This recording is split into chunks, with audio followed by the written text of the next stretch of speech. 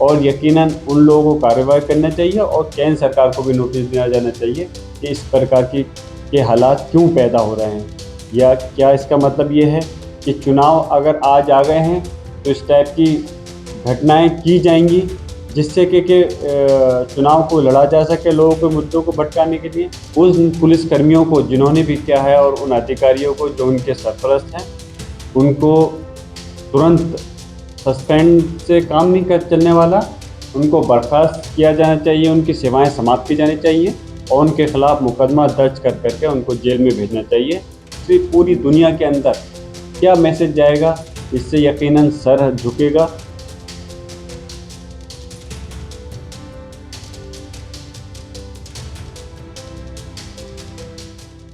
दिल्ली का एक video social media पर वायरल हुआ और संभल से समाजवादी पार्टी के सांसद रहे शफीकुर रहमान बर्क के विधायक पोते आग बबूला हो गए। मतलब ये है कि चुनाव अगर आज आ गए हैं तो इस टाइप की घटनाएं की जाएंगी जिससे कि चुनाव को लड़ा जा सके लोगों के मुद्दों को भटकाने के लिए।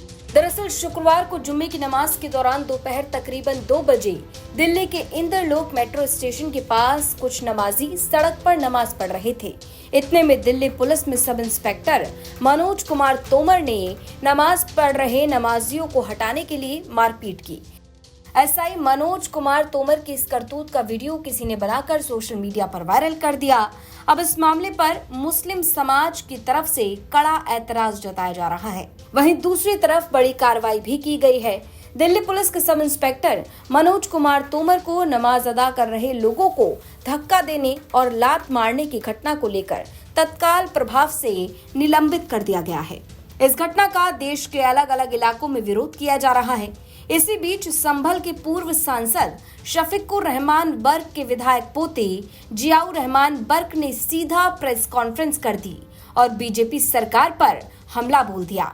चला है कि दिल्ली के अंदर जो नमाज पढ़ते में, जुम्मे की नमाज पढ़ते में पुलिस के द्वारा जो उत्पीड़न और जो व्यवहार किया गया है, जो मारपीट की जा रही है नमाज पढ़ते के टाइम में, वो निहायत ही शर्मनाक है।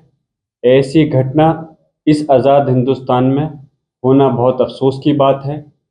हमें ताज्जुब होता है कि हम इस हिंदुस्तान की सरजमी पर रहते हुए और जो नमाज अगर पढ़ना है कोई, तो उसमें अगर कोई व्यक्ति, वो भी पुलिस का कोई व्यक्ति अगर ऐसा काम करता है, तो हमारी मांग है, पहले मैं मांग करता हूँ सरकार से, केंद्र सरकार से, क्योंकि वहाँ पर केंद्र शासित प्रदेश है, तो उन पुलिसकर्मियों को जिन्होंने भी किया है और उन अधिकारियों को जो उनके सरपरस्त हैं, उनको तुरंत सस्पेंड से काम नहीं कर चलने वाला, उनको बर्खास्त किया जाना चाहिए, उनकी सेवाएं समाप्त की जानी चाहिए और उनके खिलाफ मुकदमा दर्ज कर करके उनको जेल में भेजना चाहिए, जिससे कि उन अभी फ़िलहाल में तो इंसाफ मिल सके और आने वाले समय के अंदर उन सबक मिल सके कि कोई इस प्रकार की घटना नहीं घटनी चाहिए।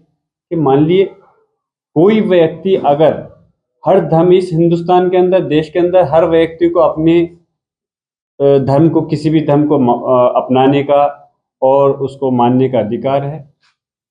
किसने इनको ये सज़ा ताकत दे दी कि वो अपने आप मौके पे जाकर इस टाइप की कार्रवाई करे? अगर उनको कुछ लगता है कि कोई व्यक्ति गलत कर रहा है, तो उनको पहले नोटिस देना चाहिए था या कार्रवाई रिपोर्ट लिखनी चाहिए थी। ऐसा वो करना निहायत ही खाली अभी उन्हीं के खिलाफ गलत नहीं है, बल्कि जो हमारे इस मुल्क को आज़ाद कराने के लिए जिन हमारे बुजुर्गों ने, मुसलमानों ने जो देश के लिए कुर्बानी दी है, यकीनन ये उनके लिए भी अपमान की बात है। और इससे सिर्फ हिंदुस्तान नहीं बल्कि हिंदुस्तान का दूसरी पूरी दुनिया के अंदर क्या मैसेज जाएगा, इससे यकीनन सर झुकेगा। अगर देश सरकार कार्रवाई नहीं करती है तो फिर मैं अपील करूंगा कि सर्वोच्च न्यायालय को इसमें दखल देना चाहिए और यकीनन उन लोगों को कार्रवाई करना चाहिए और केंद्र सरकार को भी नोटिस दिया जाना चाहिए कि इस प्रकार के हालात क्यों पैदा हो रहे हैं। या क्या इसका मतलब ये है कि चुनाव अगर आज आ गए हैं तो इस टाइप की घटनाएं की जाएंगी जिससे कि चुनाव को लड़ा जा सके लोगों के मुद्दों को भटकाने के लिए। अगर इसके अंदर जो भी शामिल हैं उन पे मैं पुरजोर तरीके से मांग करता हूं, उनके खिलाफ सख्त से सख्त कार्रवाई होनी चाहिए। शफीकुर रहमान बर्क के विधायक पोते जियाउर रहमान बर्क ने कहा कि नमाज के दौरान मारपीट करने की घटना बेहद शर्मनाक है और आजाद हिंदुस्तान में ऐसी घटना होना शर्मनाक बात है। उन्होंने कहा कि इस तरह की घटना से पूरी दुनिया में सिर झुकेगा और केंद्र सरकार से मांग की है कि ऐसी शर्मनाक घटना को अंजाम देने वाले पुलिसकर्मियों का सस्पेंशन काफी नहीं बल्कि उनके खिलाफ बर्खास्तगी की कार्रवाई की जाए। अगर केंद्र सरकार मामले का संज्ञान नहीं लेती है तो सुप्रीम कोर्ट को लेना चाहिए।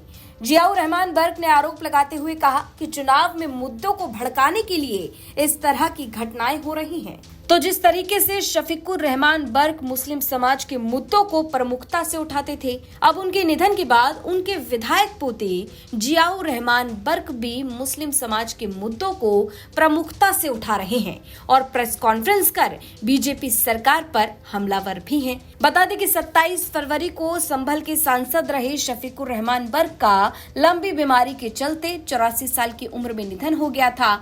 अब शफीकुर रहमान बर्क के निधन के बाद उनके विधायक पोते जियाउर रहमान बर्क को सपा का टिकट देने की मांग की जा रही है।